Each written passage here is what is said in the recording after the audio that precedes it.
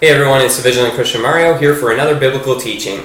In today's biblical teaching, I'm going to be addressing the wide-held belief in our society that religion is responsible for wars. So this video today, I'm going to disprove that that's not true at all. And in fact, that's exactly what they want you to believe. The elite, the powerful secret societies, the Illuminati, the ones that are working to bring about the New World Order, want you to fall victim for this lie. It's very important because what they're trying to bring about is a New World Order. And that New World Order has a global economic system, it has a global political system that's new, and it also has a new global religious system, okay? And this is the one aspect that a lot of truthers don't seem to grasp. There's a religious aspect to the New World Order, and the new religion of the New World Order is an all-encompassing New Age religion where all paths lead to the same God. You can be Muslim, Christian, Buddhist, New Ager, it doesn't matter as long as everyone comes together. That's the new religion of the New World Order, so it's very crucial for them to eliminate Orthodox religions in the process of bringing about their new system. So that's why they have brainwashed us in our society to accept this lie, this ridiculous fictional statement that religion is responsible for war. So what we're going to do in this video, we're going to debunk that completely. I'm going to play a clip, or actually the whole video, from Christian evangelist and researcher Chris White, and I couldn't have personally put a video together better myself. It's absolutely phenomenal at just disproving this ridiculous virus that's infecting our minds and our societies here. What I'll do is I'll just play the clip and I'll give you my commentary at the start and also at the end. So before we get into the clip, let me just briefly explain a few things. It doesn't even make sense, okay? Jesus in the Bible is referred to as the Prince of Peace, okay? So how does the Prince of Peace tell us to go to war? He doesn't, okay? If you look at the actual gospel message, so what the Bible actually says, it says, "Thou shalt not kill." Jesus even said, if you get hit, to turn your cheek. He didn't say pick up a gun and decapitate the guy, okay? His teachings do not align with any violence or war. They're actually anti-war and anti-violence. Okay, so what actually happens is crazy people who are politicians and presidents and kings of powerful nations, they utilized in the past the Bible in order to justify their military invasions. Were they following the Bible itself? No, not at all, because they would have first of all learned "thou shalt not kill," and wouldn't have went to war. It would have stopped there. What they do is they use the Bible and they say, listen, this Bible tells me that I can do this and I'm justified by God in this invasion, in this war. Okay? Doesn't mean the religion itself is responsible for the war. A man utilizing a book that is anti-war for the validation of war is going to war. That's what's actually happening. So what we're going to do, I'm going to play the clip here with you, and like I said, at the end we're going to discuss, because it's ridiculous and it's got to stop. I'm tired of hearing this on YouTube. It's part of the elite's mind manipulation program to make you believe this ridiculous fabrication, so don't become victim to it. So I'll play the video here, and then we'll discuss it after.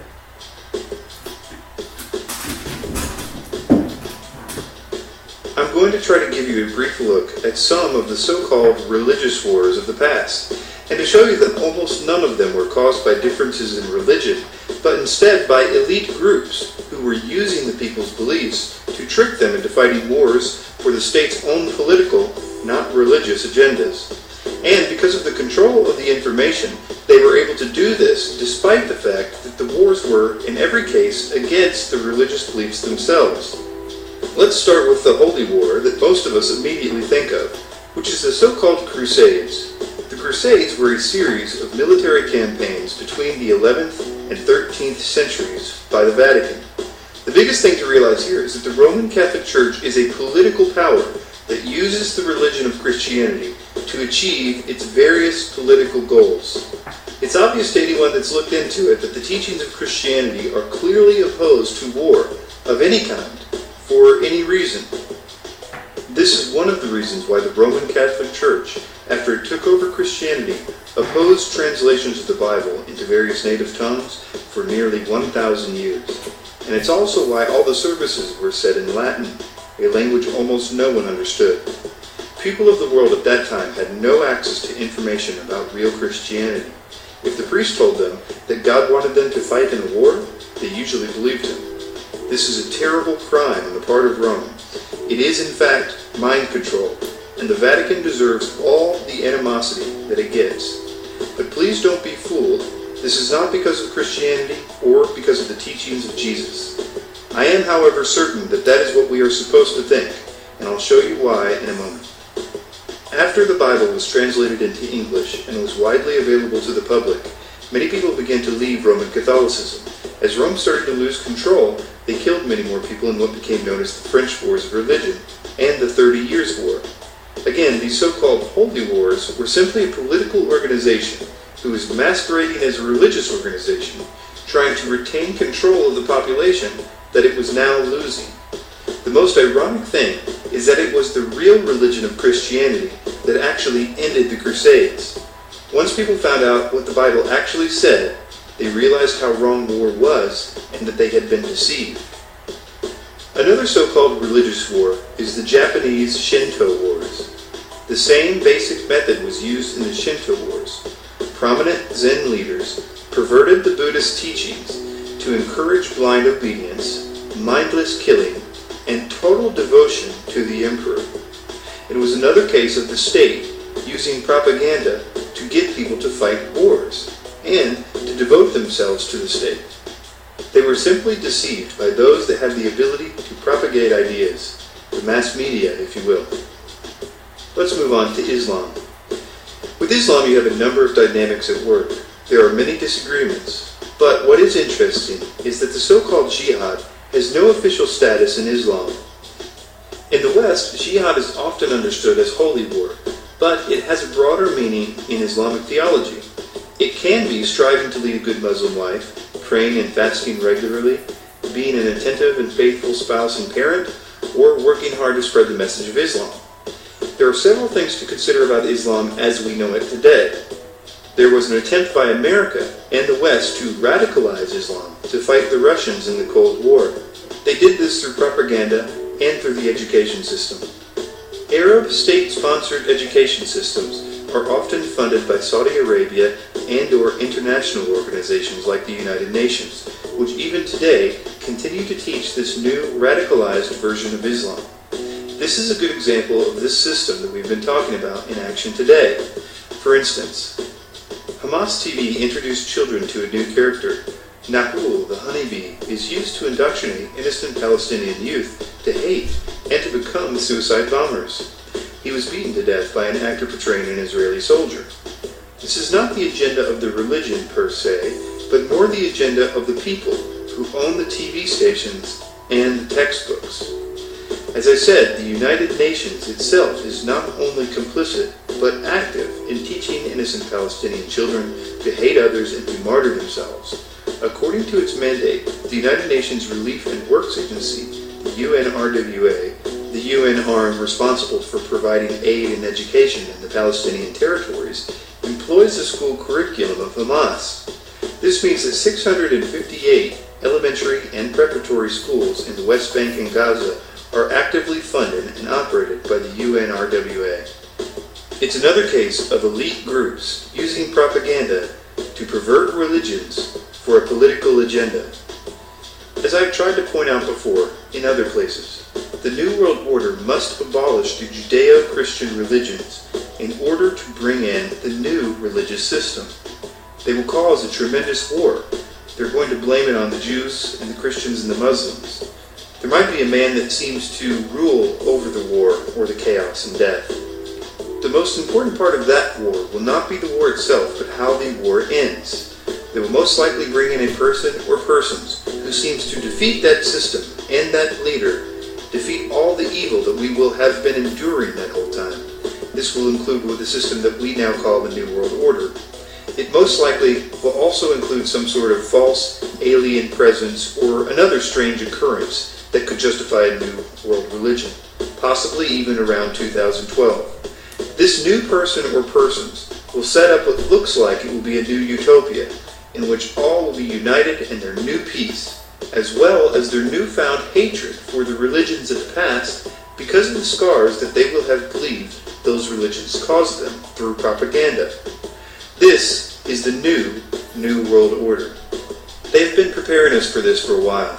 They have provided for us many of what Sigmund Freud's nephew Edward Bernays called rubber stamps. These are concepts that the state or the media provides in various ways to achieve knee-jerk reactions, usually one-line responses to certain issues. One such rubber stamp we have been provided to facilitate this ultimate goal is the phrase, "Look at all the wars that religion has caused."